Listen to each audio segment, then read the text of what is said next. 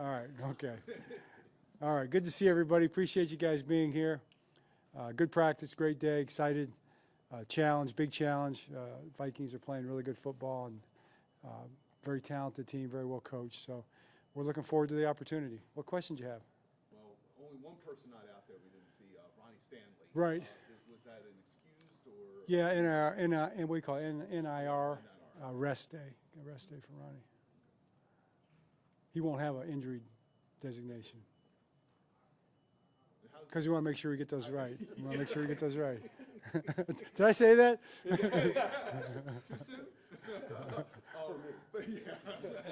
But how's it feel though? That I mean, or does it make it difficult when you do inactives when you have so many healthy players? You know, it's a good. I'm excited about the game. You know, we got guys ready to play. It's a big game for us. They all are. It's a big challenge, and I feel like we're prepared and we're ready to go. How much obviously helps having a healthy roster, but does it change anything? Do you feel like more emboldened or more aggressive when you've got all the guys out there?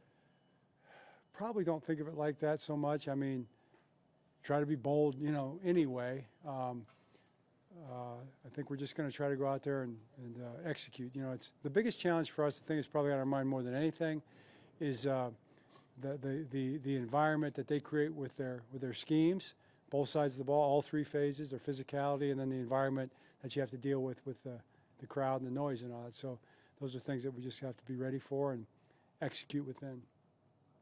John, did you get the chance to meet with Nealon at all during the pre-draft process? We did. We had him for an interview at the Combine. Scouts had spent a lot of time with him. He was a guy we really liked a lot. We thought highly of. I will say thank you, condolences to the Nealon family, to his girlfriend, to everybody involved. It's just a tragic circumstance, and really just for people. You know, we talked to our guys about it. You know, just in the world, it's just a lot of challenges that people face, you know, and we encouraged our guys yesterday just to keep an eye on one another, you know, look out for one another, ask questions, you know, see how people are doing, take care of yourself, try to be connected. All the craziness with social media, it's not social media, it's unsocial media, you know, more than anything, because it becomes something that, as opposed to connecting people, ends up dividing people and kind of separating people out, and maybe people are more lonely than ever, you know, as a result. And unfortunately, if we could try to, you know, do the best we can to connect with people, say hello, you know, just try to make sure everybody's doing okay. And that's what we encourage our team to do. Thank you. Is that something you guys have, you know, obviously it's part of the news, but something you guys have worked on with guys, you know, periodically, just over time and years to kind of Yeah. We try to be open about that stuff and try to encourage everybody to stay connected and also to reach out, you know, because everybody's feeling the same way you're feeling in a lot of ways, you know, and obviously there's deeper things with mental health that go on. But I got to give Steve a lot of credit. You know, he's had a full-time psychologist and psychiatrist on staff here before I got here. I mean, for years and years and years. That's been important here, and it's just, you know, just as a reminder of how important it is. And for everybody, players, coaches, people in the building, anybody that works here has the ability to, you know, be a part of that, and it's a good thing. Mark Andrews is, I think, 18 yards away from being the all-time. Yeah. Do you remember back in 2018, the third-round tight end coming in here? Do you remember your kind of initial impressions of Mark back then? Well, I remember he was my number one rated tight end. I remember Mark was my number one rated tight end. Will anybody corroborate that? Yeah, Eric will. Okay. Eric will. And Eric will, and he'll also corroborate that. I'll remind him of that whenever I'm right, you know, which is most of the time, actually.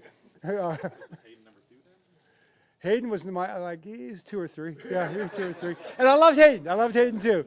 But Mark was my number one guy. Why was he your number one? because the guy caught the ball. I mean, he got open and caught the ball. And everybody would say about Mark on the tape, they'd say, well, it's the offense. He's always wide open. It's just easy for him. It's like, he's wide open for a reason, guys. You know, it's not just, you know, they're not just leaving him open. You know, he's getting open. So, you know what? You proved to be right. Yes, you did.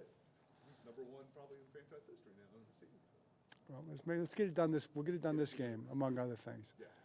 Hey, Coach, with the crowd noise, I did have a question about it, because you guys have been pumping the noise. How do you figure that Minnesota's any louder than what you played in Kansas City or Buffalo? Yeah. Is it because it's the dome? That's a good question, and not surprisingly at all, Jerry. That's a really good question, and I don't know if Kansas City's pretty loud, you know, and where else is really loud? Seattle, we haven't been there. We're not that much. Buffalo's really loud, yeah.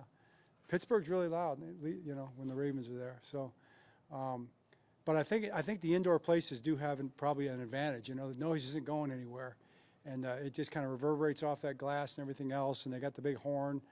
Our guys are about horned out right now, so that's good. And get them nice and antsy and nice and, you know, ticked off once the horn starts blowing. It's part of the strategy. John, do you feel like Draymond Jones is getting up to speed this week in the way that you thought he would, and ready where you want him to be for Sunday? Absolutely. I think Draymond's ready to go. No problem at all with the scheme. Obviously in great football shape. He's ready to go. What about Carl Lawson? I'd say Carl Lawson's ready to go too. You know, he's up to speed on it was a different defense. He had to learn a lot of new stuff in terms of the terms and in terms of the terminology, but Carl's ready to go as well. What kind of problems does Van Ginkel present as a player? You know, he's one of those guys that just makes everybody around him better. And you hear what they say about him. He's always been that way all the way back to Miami. He's just one of those guys that plays good football and makes good choices. You know, I kind of like Kyle Van Noy. You know, Kyle makes a lot of flashy plays too, but these guys make plays, and they're always in the right spot. And the guys around them play better when they're out there. So it's kind of a mark of a special player. With Justin Jefferson, obviously everyone's trying to stop him, put their attention on him. Why does he consistently is an impact and gets over? Well, I mean, just super talented guy, you know, and obviously knows, you know, I mean, he works hard. You can tell he's a great route runner. He's just got all the skills. But what I think is really unique about them is it's once you start adjusting the coverage his way too much, they got other guys. You know, they got plenty of guys that they can go to that are top-notch receivers and running backs. So you can't overdo that. I think you just got to trust your defense to play the defense the way it's supposed to be played. I would say it was a while ago, different game, week 3, different team, Detroit. They were pretty successful using a spy. I don't know how much you guys have seen, so probably some. What can you do to kind of combat that? What did you guys kind of learn from that? Well, we probably expect it. You know, I think with Lamar, it's something that you definitely expect, and you can you can do it with a 4-man rush and three rushes and a spy. You do a 5-man rush with 4 rushes and a spy. We've seen it both ways. I expect to probably get it both ways in this game. One thing you can do is you can protect and you can get the ball out on time and you can win by throwing. You know, that's probably where Lamar's going to be thinking. You know, he's going to take care of it that way, and then from there. Let the play unfold. The extended part of the play, if it goes that way, you know, Lamar's got a way of making things happen that way, and that's one less guy in coverage too. So it's one less guy rushing, it's one less guy in coverage. They play it on a second level, so there are some advantages to it, you know, and it takes away from the rush maybe, it takes away from the coverage maybe, and hopefully you can take advantage of that. Okay. Great, okay, thanks.